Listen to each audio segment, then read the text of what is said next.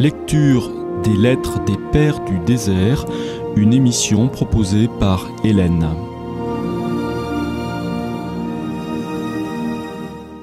Poursuivons avec vous notre grand voyage avec les Pères du désert, dont nous partageons avec vous les plus belles lettres depuis plusieurs mois déjà. Aujourd'hui, nous allons entrer dans la pensée d'un des plus grands théologiens, qui se trouve être contemporain de saint Antoine le Grand, saint Antoine du désert, puisqu'il vécut aussi au IVe siècle. Grégoire de Nice est le frère de Basile de Césarée. Il participe au concile de Constantinople en 381 et il fut le conseiller de l'empereur. Voici pour cette semaine, autour de la fête de la Vierge Marie, son œuvre magnifique, le traité sur la virginité.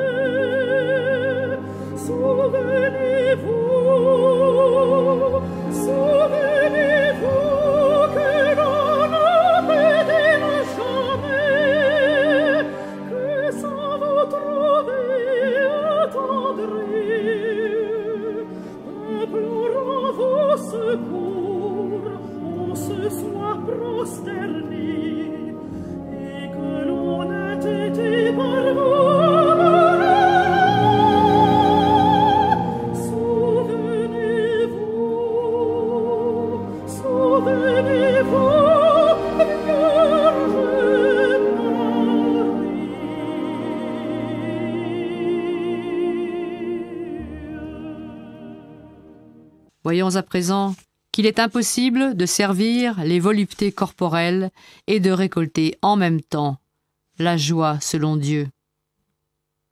Il y a deux mariages possibles, selon la chair ou selon l'esprit.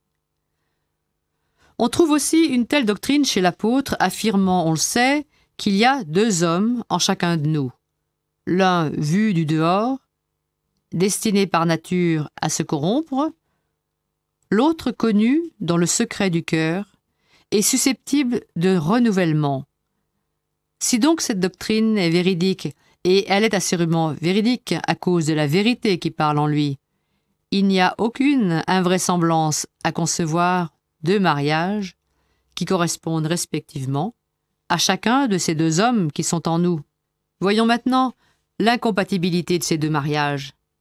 De même, en effet, qu'il est impossible de mettre simultanément au service de deux techniques l'activité de ses mains, comme de cultiver la terre et de naviguer, ou de forger et de charpenter, mais que si on a l'intention de bien s'attacher à l'une, il faut s'abstenir de l'autre.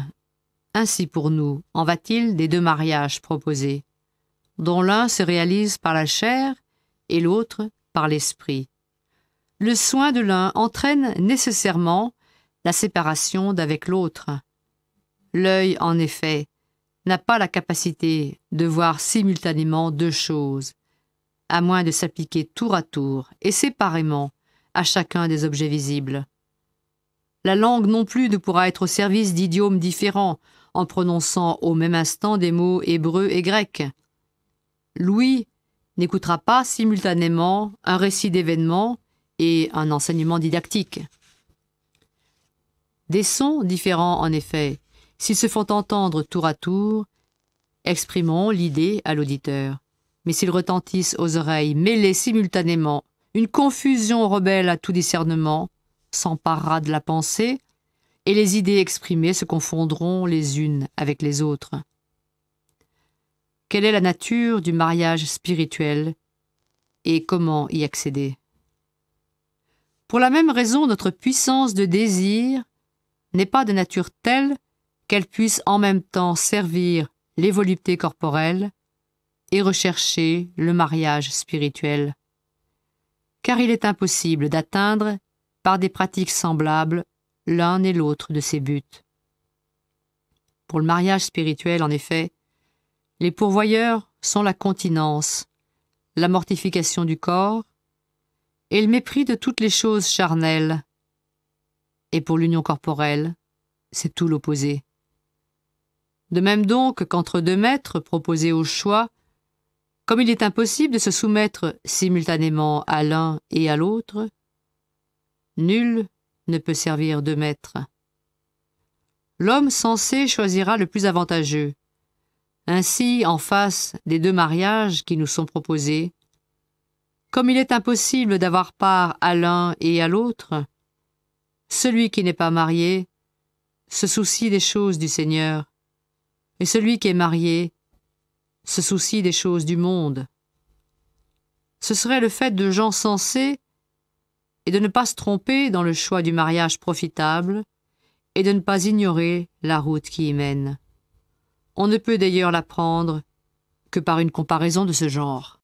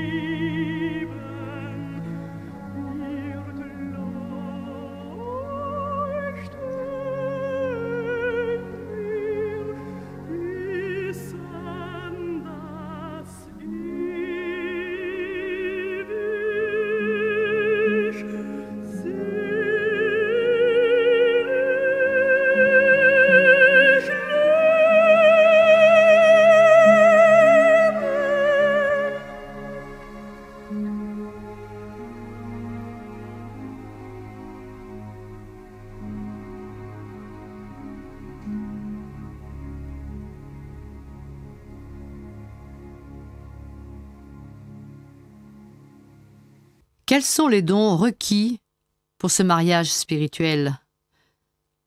De même, en effet, que dans le cas du mariage corporel, celui qui s'applique à ne pas être repoussé fera grand cas dans ses prévisions de la santé du corps, de la justesse de la parure, de l'opulence de sa richesse, et veillera à ne s'attirer aucun reproche, ni en raison de sa vie, ni en raison de sa naissance. C'est à cette condition qu'il pourra le mieux réaliser son propos. De la même manière, celui qui recherche pour lui-même le mariage spirituel montrera d'abord qu'il est jeune et séparé de toute vétusté par le renouvellement de son intelligence.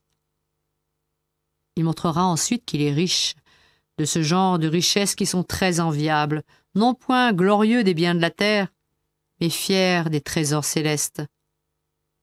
Quant à la noblesse de naissance, ce n'est pas celle qui échoua toute seule, par rencontre fortuite, à beaucoup de gens même médiocres, qu'il mettra son point d'honneur à posséder lui aussi, mais celle qui s'acquiert à force de peine et de soins par des actes personnels de vertu, et dont seuls se glorifient les fils de la lumière, les enfants de Dieu, et ceux qui portent en Orient le titre de nobles, pour leurs actions lumineuses.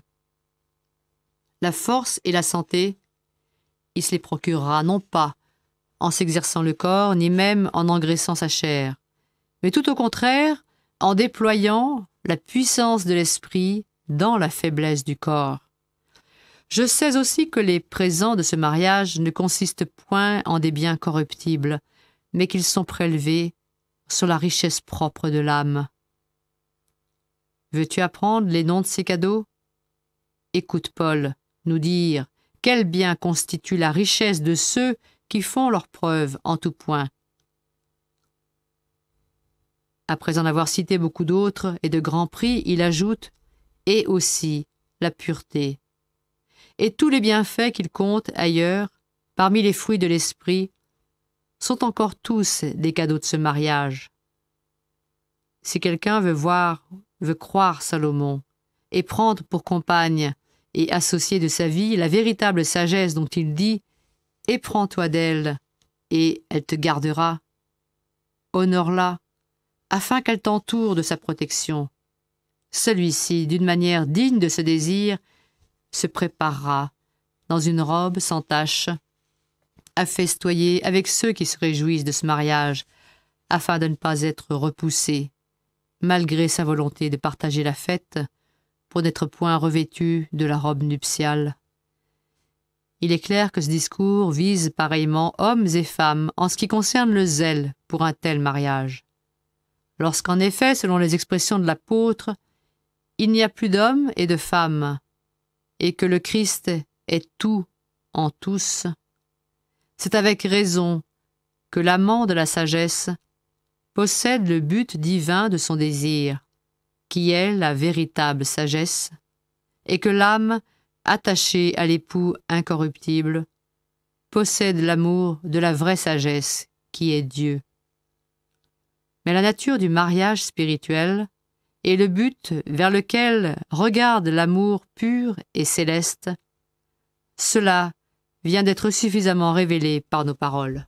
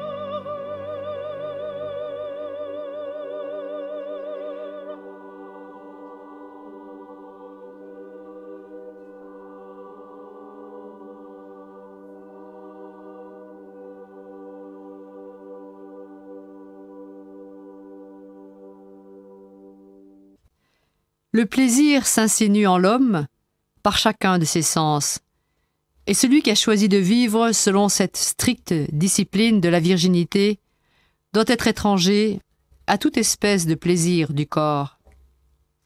Puisqu'il est apparu qu'on ne peut s'approcher de la pureté de Dieu si on est d'abord devenu tel soi-même, il serait nécessaire de se séparer des voluptés par un grand et fort rempart, afin que l'approche de celle-ci ne souillât en rien la pureté du cœur.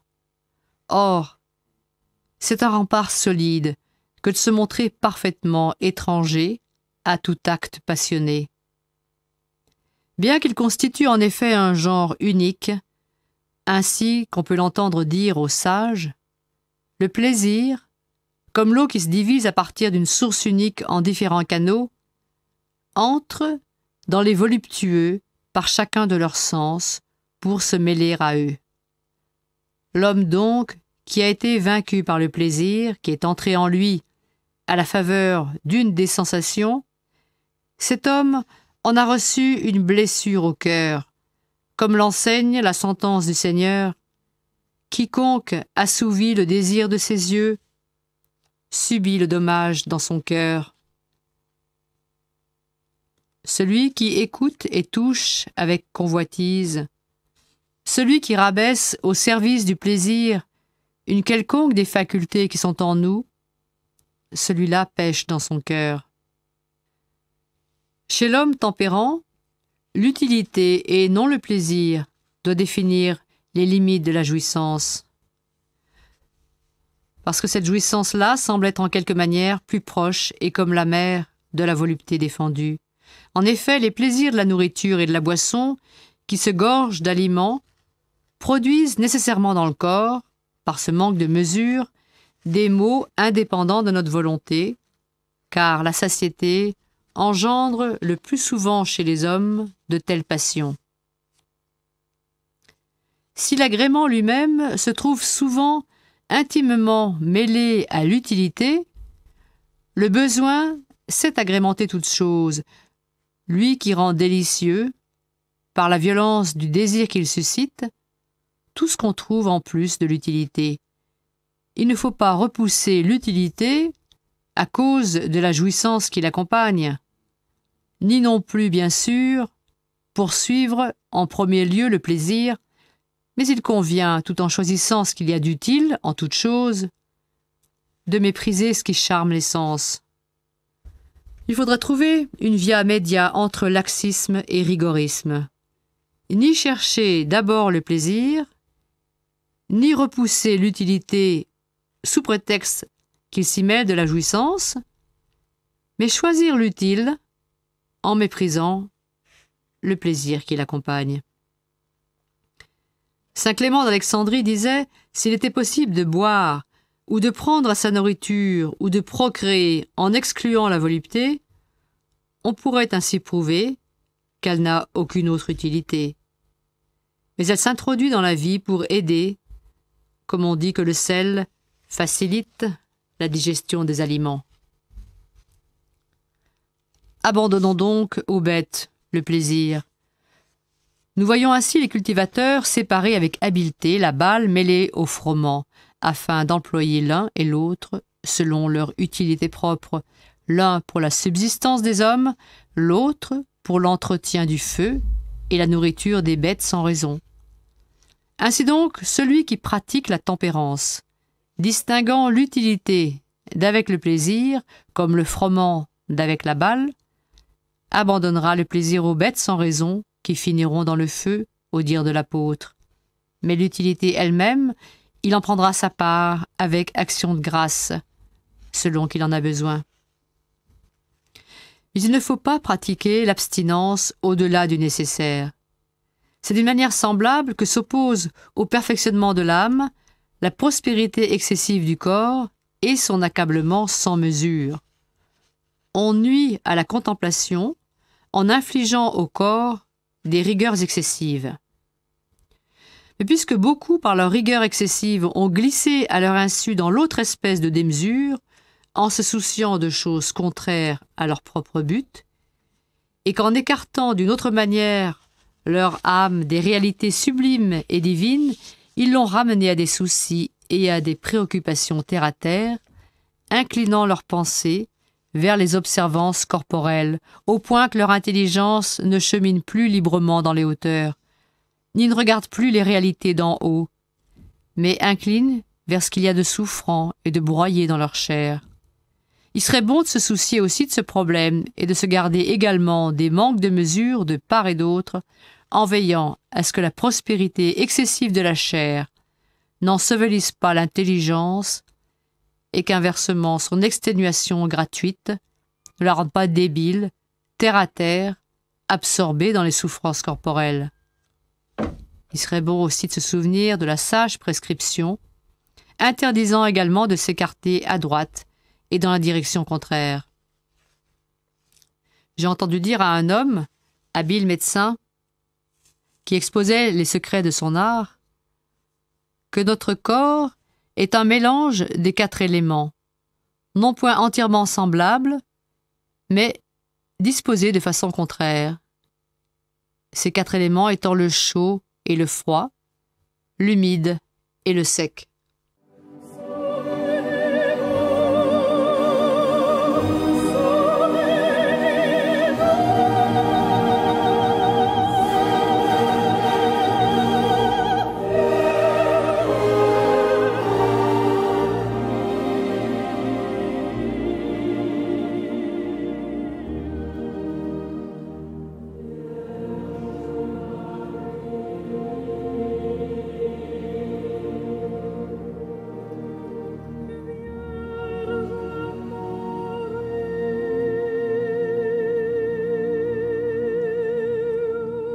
C'était les lectures des Pères du désert, une émission proposée par Hélène.